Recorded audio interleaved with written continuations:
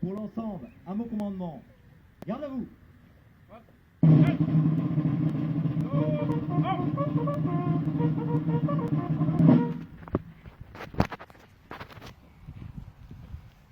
Mesdames et messieurs, en présence de Madame Sylvie Dupont, présidente du groupement d'intérêt public du musée franco-britannique de la batterie de Merville, de Monsieur le commandant Luc Shaw, représentant les autorités britanniques, de Madame Béatrice Guillaume et de Monsieur Porc, représentant le département du Calvados, le conseil départemental du Calvados, de Monsieur le député Christophe Blanchet, de Monsieur Olivier Paz, du lieutenant Rousse du centre des sapeurs-pompiers de Périer-sur-Auge, en Auge, pardon. Nous sommes réunis aujourd'hui en ce lieu historique de la batterie de Merville pour rendre hommage au 9e bataillon britannique qui a neutralisé il y a 77 ans la batterie de Merville-Franceville durant la nuit du 5 au 6 juin 1944. Cette cérémonie va se dérouler selon l'ordre suivant. Nous allons d'abord procéder au lever des couleurs britanniques, puis au lever des couleurs françaises. Nous aurons ensuite une allocution de Madame Sylvie Dupont, président du groupement d'intérêt public du musée franco-britannique de la batterie de Merville, de Monsieur Olivier Paz et la lecture d'un texte de Tony Lee du 9e bataillon par Monsieur le député Blanchet. Ensuite, il y aura le dépôt des gerbes qui sera suivi de 2 minutes de silence pour honorer les morts. L'assistante sera conviée ensuite à aller se diriger devant la plaque en hommage à tous ceux qui sont morts sur le site de la batterie. Et la cérémonie se terminera par le remerciement au porte-drapeau par les autorités. Pour le bon déroulement de cette cérémonie, merci de bien vouloir éteindre vos téléphones portables.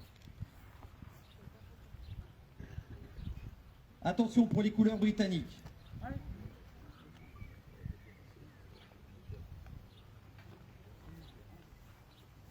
Hymne britannique. Envoyé.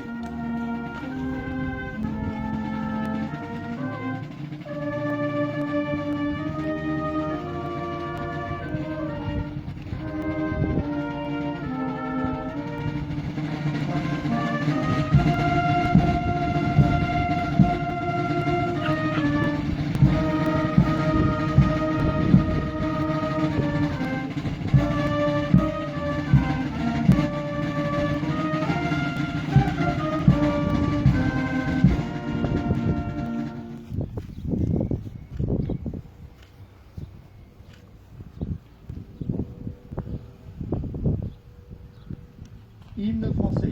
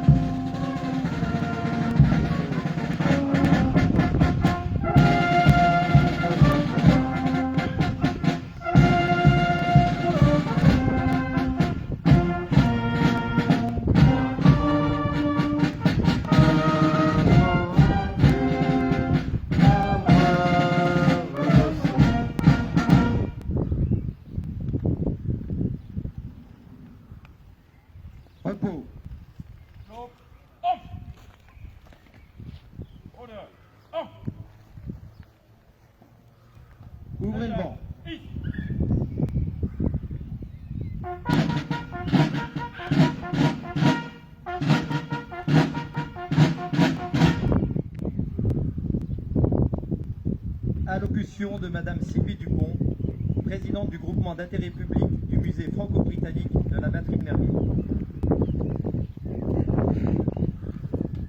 Ne jamais oublier ceux qui, pour notre liberté, se sont sacrifiés loin de leur patrie.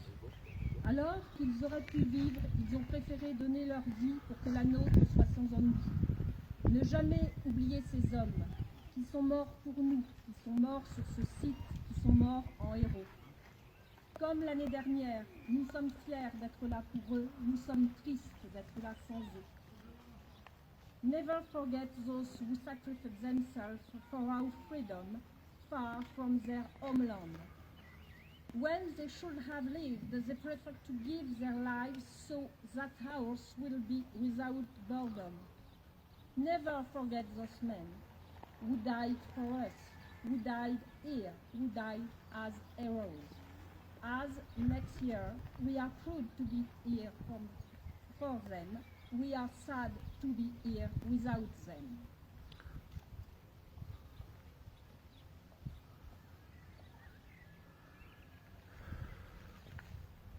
Intervention de Monsieur Olivier Paz, maire de Merville-Franceville.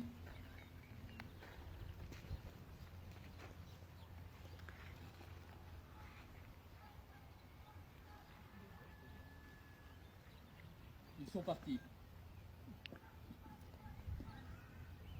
Ils sont tous partis. Tous ceux qui sont venus inlassablement chaque début de juin à Merville. Nous ne verrons plus leurs yeux pleins de souvenirs et d'émotions. Nous n'entendrons plus leurs rires. Ils ne défieront plus de regards. Le temps a passé si vite. Il y a 27 ans, pour le 50e anniversaire du débarquement, ils étaient presque 100 à fouler le sol de la batterie. Et puis, insidieusement, l'âge et la maladie ont fait leur œuvre. Au début, ce furent les officiers et les sous-officiers. Et nos connus, les faits d'armes, les pages d'histoire. Le major Charles Stratford, aide de camp du général Gell, que j'ai accompagné sur son lit de mort au CHU de Caen. Le général de brigade James Hill, que j'ai eu l'honneur de rencontrer à plusieurs reprises. Terence Otway, avec lequel j'ai partagé tant d'instants précieux, sans mesurer vraiment sur le coup à quel point il l'était. Le major William Mills, mon cher ami Bill, qui a tant fait pour l'essor du musée et pour l'esprit d'amitié de part et d'autre de la Manche. Parti quelques heures après avoir reçu une décoration française et ayant tenu, alors qu'il était aux portes de la mort, à le recevoir debout, en blaseur, pantalon gris, terre et amarante vissés sur la terre. Quel privilège de les avoir connus. Ensuite, ce furent les soldats, ceux qui avaient 17 ou 18 ans, en 1944, qui sont partis pour rejoindre leurs frères d'armes qui dorment pour l'éternité au cimetière de Ranville. Leur nombre s'est amenuisé et il n'était plus qu'une poignée il y a 3 ans. Une poignée d'hommes très âgés, mais que nous voulions éternels. Mais le temps est assassin et l'épidémie de Covid-19 en aura décidé autrement. En quelques mois, nous avons vu disparaître les uns après les autres nos derniers vétérans. Après Gordon Newton, figure emblématique du 9e bataillon, ce sont Cyril Tasker, le 5 mai 2020, Fred Glover, le 8 novembre 2020, unis dans la mort le même jour avec Tom Hughes, et Denis Coates, 5 jours plus tard. Une semaine d'horreur pour tous ceux qui à Merville les aimaient et sont restés désemparés de ne pouvoir les accompagner jusqu'à leur dernière demeure. Mais l'épreuve ne s'arrêtait pas là. Des amis de la batterie allaient nous quitter. Alan Edwards, qui avait été administrateur près de 25 ans, tout comme Norman Mackay, et notre ami Philippe Milford, qui était bien plus que notre traducteur. Aujourd'hui, en cet instant, nous pensons à eux tous, aux combats passés et aux bons moments partagés. Derrière la tristesse de l'instant, il y a l'espoir pour demain. Le simple fait que nous soyons ici réunis en cet instant témoigne du fait que leur combat n'aura pas été vain. La présence de représentants du Conseil des jeunes témoigne de cette mémoire que nous transmettons, de ces noms qui ne seront pas oubliés. Le travail formidable fait ici à la batterie de Merville par les administrateurs, le personnel et les bénévoles redonne des couleurs à l'histoire, de la vie à ceux qui sont partis. Never forget, nous n'oublierons jamais.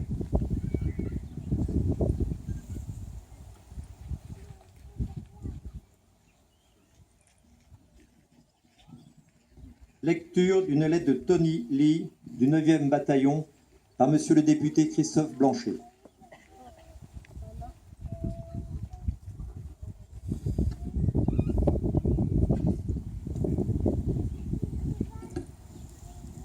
Dear Olivier, we hope that all is well with you and the people of Merville-Franceville-Plage. These are difficult times for everyone, and all of your lives are changed as a result of this dreadful virus. We think of you often. Like France, the people of United Kingdom are subject of some very stringent and strict regulations and restrictions. Movement and travel are particularly affected, particularly with regards to international travel. As you will know, our vaccination program is proving to be very successful. I had my jab a month ago. This does not necessarily mean that travel restrictions will be reduced. Our Prime Minister has published a roadmap to lead us out of pandemic. He is still very, very cautious. At the earliest, international travel may be allowed in late May or early June.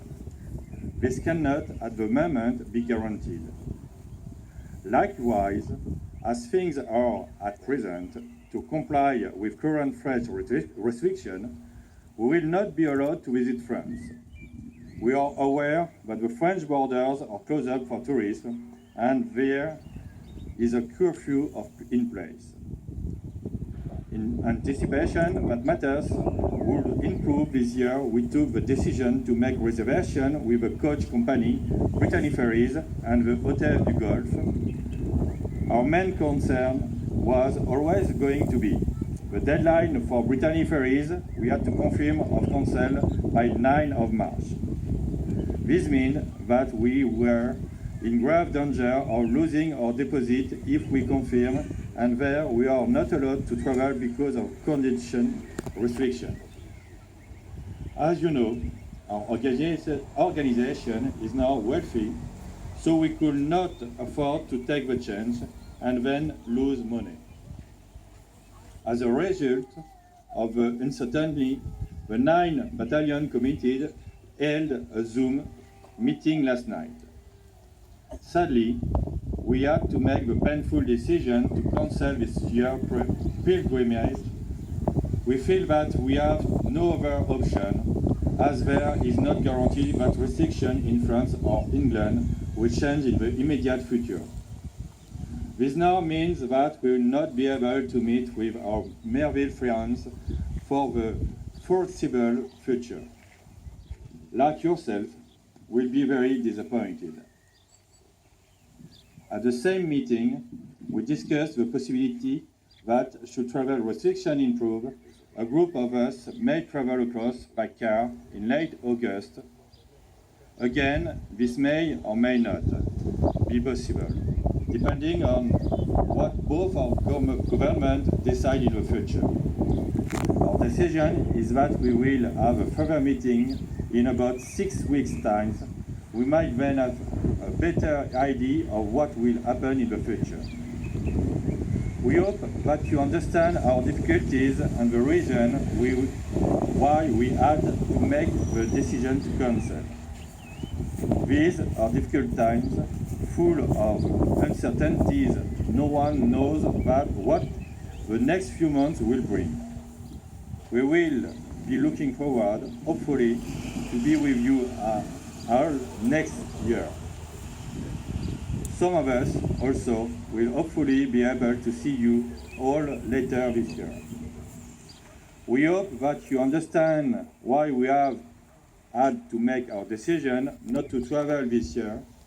As I said, it was a really difficult decision for us to have to discuss.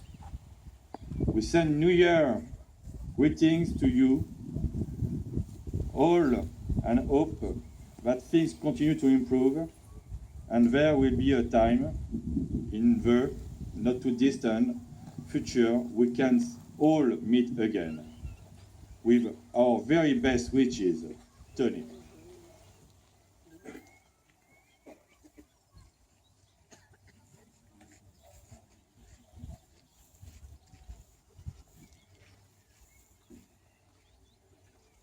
Nous allons maintenant faire le dépôt des gerbes. Nous allons commencer par les autorités britanniques, ensuite les autorités françaises, puis les associations.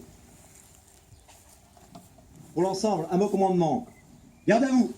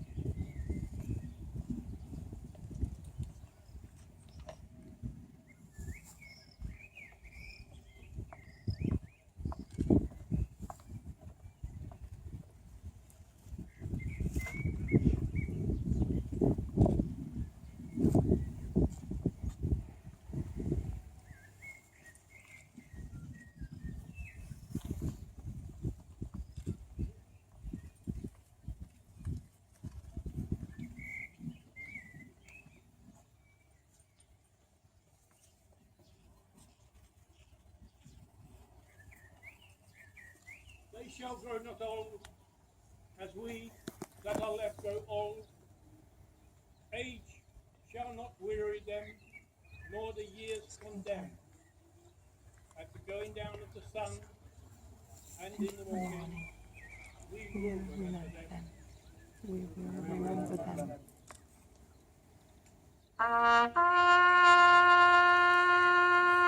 Aux morts britanniques.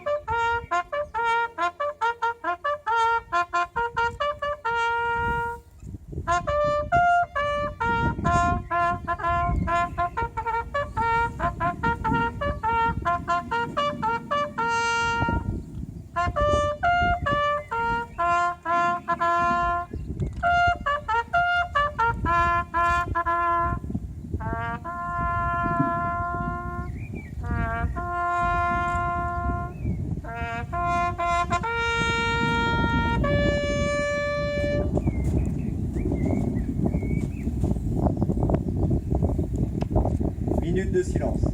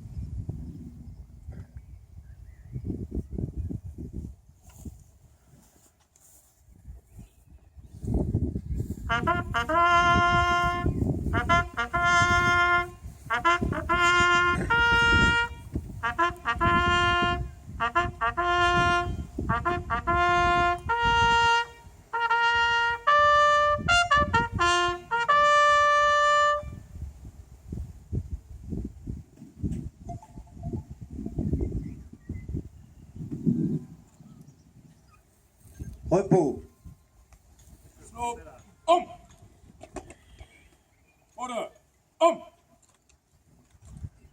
Stand east. Nous allons maintenant suivre les drapeaux. Nous allons nous diriger devant la plaque en hommage de tous ceux qui sont morts sur le site de la batterie.